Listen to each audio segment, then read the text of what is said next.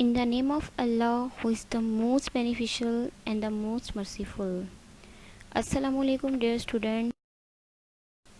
Today we are going to discuss our remaining pages of unit number 3, that is environmental pollution. Today we will discuss about greenhouse effect, biodegradable, non-biodegradable and endangered animals. Green effect बेटा, जब ज़्यादा से ज़्यादा fossil fuels जो हैं वो जलाए जाते हैं, जैसा कि कोल और ऑयल को जब जलाया जाता है तो इसमें से ग्रीन हाउस गैसेस रिलीज़ होती हैं जो कि जाके हवा में शामिल हो जाती हैं। ग्रीन हाउस गैसेस में जैसा कि methane, carbon dioxide, nitrogen oxide and chlorofluorocarbons, जब ये गैसेस जो हैं हवा में जाकर शामिल होती हैं तो बेटा ये गैसेस जो हैं सूरज से गर्मी को, हीट को अपने अंदर एब्जॉर्ब कर लेती हैं। इस इफ़ेक्ट को हम ग्रीन हाउस इफ़ेक्ट कहते हैं। और बेटा इस ग्रीन हाउस इफ़ेक्ट की वजह से अर्थ का टेम्परेचर जो है वो ग्रेजुअली दिन ब दिन जो है वो बढ़ता जा रहा है। तो इस ज़मीन के बढ़ते हुए दर्जा हरारत को, टेम्परेचर को हम ग्लोबल वार्मिंग कहते हैं। और next topic is biodegradable material. बेटा ये ऐसे मटेरियल होता है जो कि कुदरती तौर पर दोबारा रिसाइकिल होता है और इस प्रोसेस में चीज़ें जो हैं वो कुदरती तौर पर नेचुरली जो हैं डिकम्पोज हो जाती हैं, सुखड़ जाती हैं। बायोडिग्रेडेबल मटेरियल में जो है हमारे food scrap, cotton, wool, wood, human and animal waste, ये सब चीज़ें जो हैं हमारा बायोडिग्रेडेबल मटेरियल है।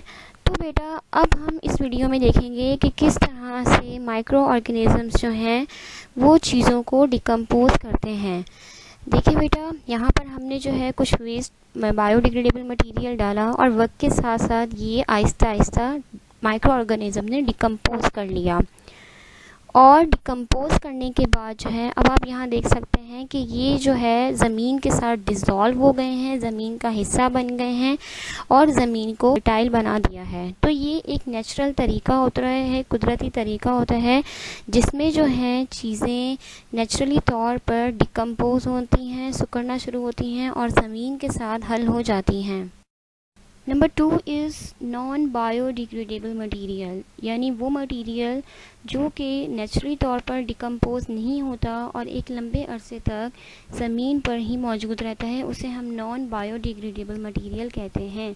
जैसा कि aluminium, cans, glass bottle, plastic products, polystyrene and plastic bags, ये तमाम चीज़ें जो हैं बेटा ये सारा मटेरियल जो है नॉन बायोडिग्रेडेबल मटेरियल है और ये जो है डिकम्पोज नहीं होता।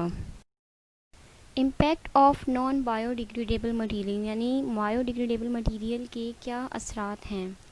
बेटा जैसा कि अभी हमने पढ़ा कि ये जो है डिकम्पोज नहीं होते और एक लॉन्गर पीरियड तक हमारे इन्वायरमेंट में मौजूद रहते हैं, तो ये इनका मौजूद होना हमारे इन्वायरमेंट में बहुत बड़ा ख़तरा होता है। जैसे मिसाल के तौर पर ये लैंड पोल्यूशन कॉज करते हैं।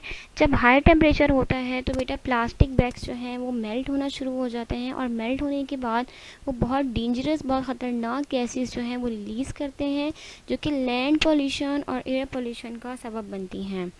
कुछ बायोडिग्रेडेबल मटेरियल ऐसे होते हैं जो सॉइल की फर्टिलिटी को कम करते हैं और लैंड और वाटर के जो एनिमल्स होते हैं बेटा वो बायोडिग्रेडेबल मटेरियल को खाने से, मिसाल के तौर पर अगर प्लास्टिक बैग को खाया लैंड या वाटर एनिमल ने तो इस वजह से इसको खाने से जो है लैंड और वाटर एनिमल्स जो हैं वो मर जाते हैं। नॉन बायोडिग्रेडेबल मटेरियल को कम करने के कुछ तरीके हैं जिसे हम 4R स्ट्रेटजी कहते हैं। Number 1 way is reduce, number 2 is reuse, number 3 recycle, number 4 replace. So number 1 is reduce. तो बेटा हमें चाहिए कि हम कम से कम जो है नॉन बायोडिग्रेडेबल मटेरियल को इस्तेमाल करें। Number 2 is reuse. रीयूज़ यानी कुछ ऐसा मटेरियल है जैसे कि टिन, कैंस, ये ऐसा मटेरियल है जिसको हम दोबारा रीयूज़, दोबारा इस्तेमाल में ला सकते हैं। नंबर 3 इज़ रिसाइकल, यानी बजाय के फैक्ट्रीज़ जो हैं वो न्यू प्रोडक्ट्स बनाएं, उन्हें चाहिए कि उन्हीं वेस्ट आइटम्स को वो रिसाइकल करके जो है उन्हीं से न्यू मटेरियल बनाएं। नंबर 4 इज़ रिप्लेस, यानी हमें जो है नॉन बायोडिग्रेडेबल मटेरियल को जो है रिप्लेस करना चाहिए विद बायोडिग्रेडेबल मटेरियल के साथ। जैसा कि मिसाल के तौर पर हमें प्लास्टिक बैग के बजाय हमें जो है कपड़े का बैग इस्तेमाल करना चाहिए। तो बेटा ये 4 तरीके हैं जिसकी वजह से हम जो हैं नॉन बायोडिग्रेडेबल मटेरियल के जो इम्पैक्ट हैं, जो असरात हैं, वो हम कम कर सकते हैं। और next topic is endangered animals of Pakistan, यानी वो जानवर जिनकी नस्ल ख़त्म होने का ख़तरा होता है उसे हम इंडेंजर्ड एनिमल्स कहते हैं। तो बेटा पाकिस्तान में भी कुछ इंडेंजर्ड एनिमल हैं, जैसा कि मारखोर। आपको पता है कि मारखोर जो है नेशनल एनिमल है पाकिस्तान का, और ये इंडेंजर्ड एनिमल भी है, इसकी नस्ल ख़त्म होने का ख़तरा है।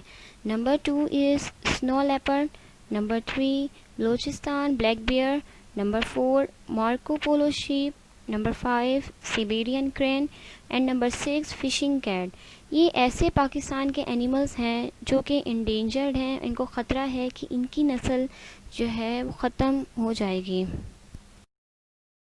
बेटा आप लोगों के जहन में ये क्वेश्चन अराइज हो रहा होगा कि why animals are getting endangered, क्यों एनिमल्स जो हैं उनको ख़तरा है, उनकी नस्ल ख़त्म होने का ख़तरा है। तो बेटा ऐसे कुछ रीज़न्स हैं। Number 1 reason is illegal hunting, यानी गैर कानूनी तरीके से जानवरों का शिकार किया जाता है। Number 2 is destruction of habitat, जानवरों की हैबिटेट जो है उसे तबाह किया जाता है। और नंबर 3 जो है पॉल्यूशन, गंदगी की वजह से। तो बेटा ये 3 ऐसे रीज़न्स हैं जिसकी वजह से एनिमल्स जो हैं इंडेंजर्ड हो रहे हैं और उनकी नस्ल जो है ख़त्म होने का ख़तरा। वेज टू प्रोटेक्ट एनिमल्स, यानी जानवरों को प्रोटेक्ट करने के तरीके और उनको इंडेंजर्ड से बचाने के लिए हमें क्या करना चाहिए। Number 1 is plant more forest, हमें ज़्यादा से ज़्यादा जंगलात, ज़्यादा से ज़्यादा दरख्त लगाने चाहिए जो कि जानवरों के लिए, उनके हैबिटेट के लिए अच्छे होते हैं। नंबर 2 अवॉइड हंटिंग, गैर इलीगल शिकार जो है, हंटिंग जो है, हमें उसे अवॉइड करना चाहिए। एंड नंबर 3 इज़ हमें जो है वाटर और एयर पोल्यूशन पे कंट्रोल करना चाहिए। इसी वजह से हम जो है जानवरों की हिफाजत कर सकते हैं, उनकी नस्ल ख़त्म होने से रोक सकते हैं। Students, I hope you found this lecture very informative and interesting. Thank you so much.